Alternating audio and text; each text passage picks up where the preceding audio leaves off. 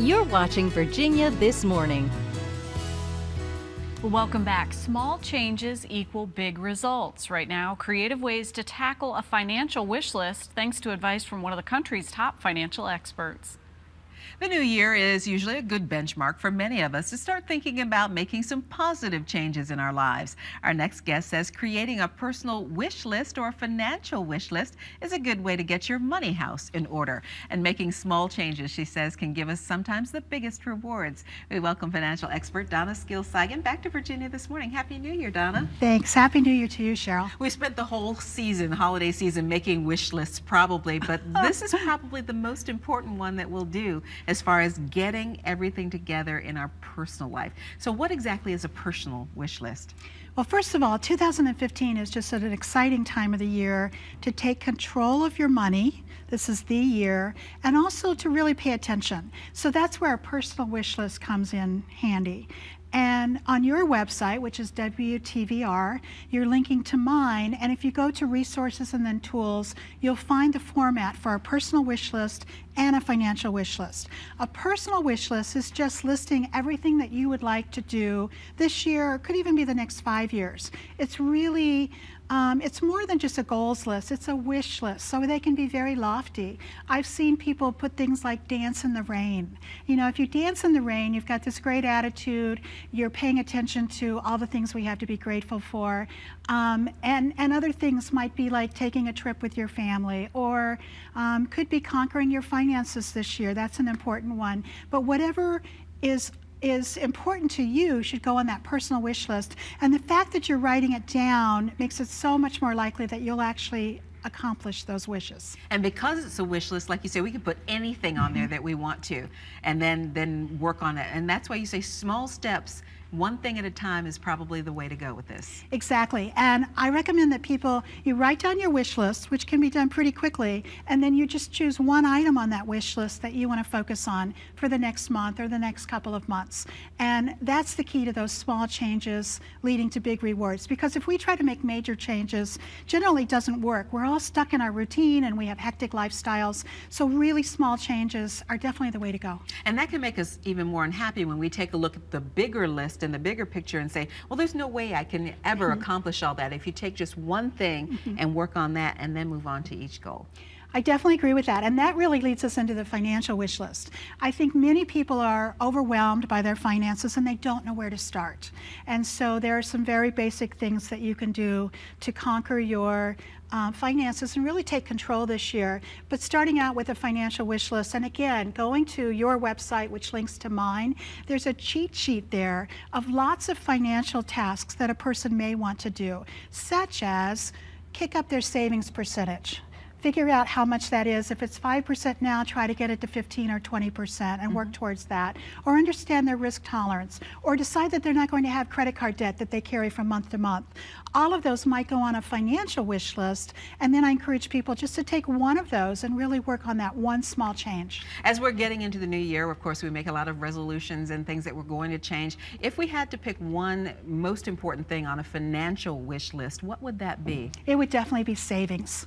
And we know that the amount that we save is the key component to becoming financially secure, much more so than how our investments are invested or any of those sorts of things. It's the savings that is so powerful. So I really do encourage people to calculate how much they're saving now and then increase that. So for instance, if somebody gets a tax refund and they're fortunate to have a tax refund, half of that should go to savings. And they can spend the other half, but half should go to savings. And that's the way you can really increase that, and then you make your savings automatic, and suddenly the 5% somebody may be saving becomes 15%, and then that's very powerful for the future. And you're putting on that list also peace of mind when you start that savings and have that cushion. Definitely.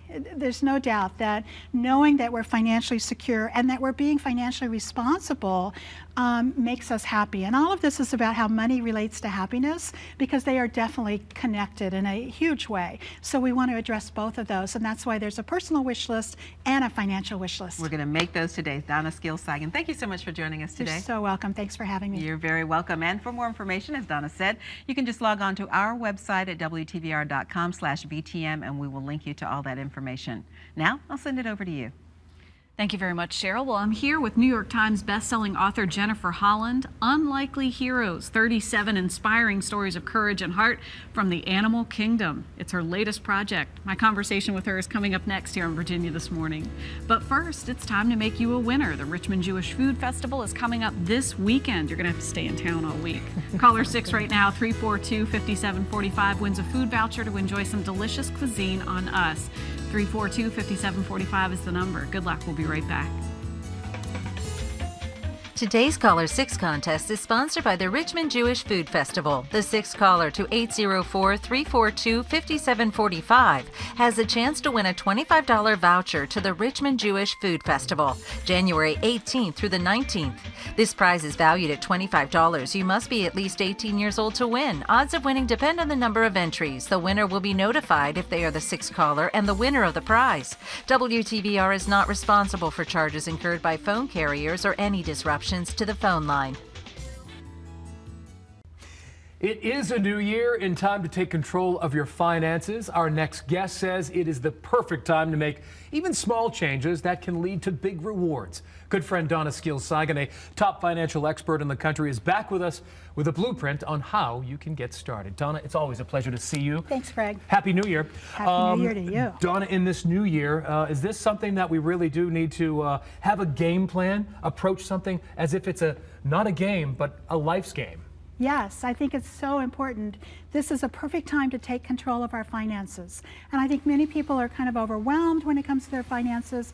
A lot of people spent more money during the holidays than they had planned to. And so they're going to get a credit card bill in January that's not going to be, it's like a credit card hangover. Sure. And so we need to really look at our finances and take control of them and get on track for financial security. And the number one way to do that is with focusing on savings.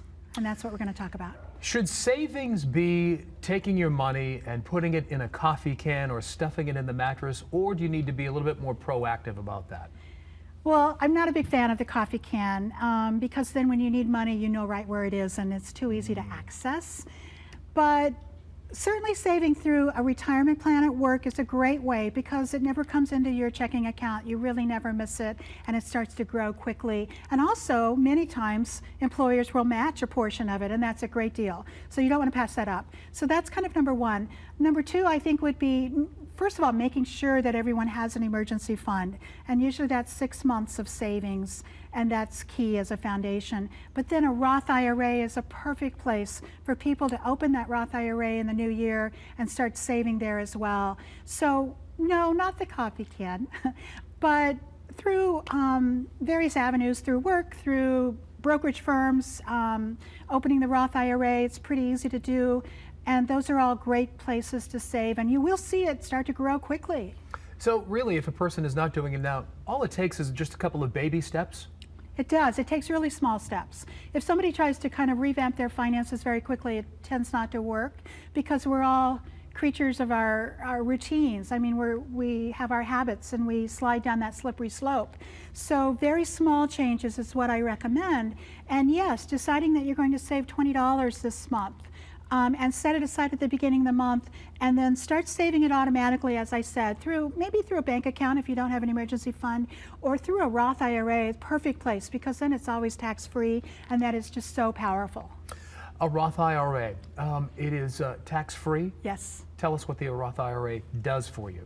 A Roth IRA does not give you a tax benefit on the front end like a traditional IRA does, but the growth is all tax-free. And actually there's something that most people don't know about a Roth, and that is that if you needed to tap into it, the contributions are actually accessible at any time with no penalties. Most people don't realize that. It is meant for retirement, and so the gains are what you need to leave for the long term. But the fact that it's tax-free over all those future years, it's the most powerful way to invest, in my opinion.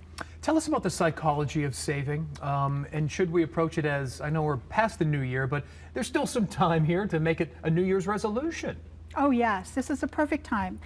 Savings is one of those things that maybe we were taught by our parents how to save, or maybe we were not. And there's actually this whole concept called money messages. which people can link through to your website and then to my website, and look at how they were taught about savings or finances from their parents and grandparents. And often that has a huge influence on how we manage our money today. And so if you were not taught to save, then it seems like a foreign concept. And that's when you need to start with those baby steps and just save $20 and then save $40 and then save half of that tax return that you get. Save half, you can spend the other half. But that's the way you can kick those savings into gear and really see great progress. Can hear the dollar signs already. Hey, Donna, it's a pleasure. Thank you so much. Happy New Year. WTVR.com/VTM is where you can go and find a link to more information. Great money tips right there. Now we'll send it on over to you.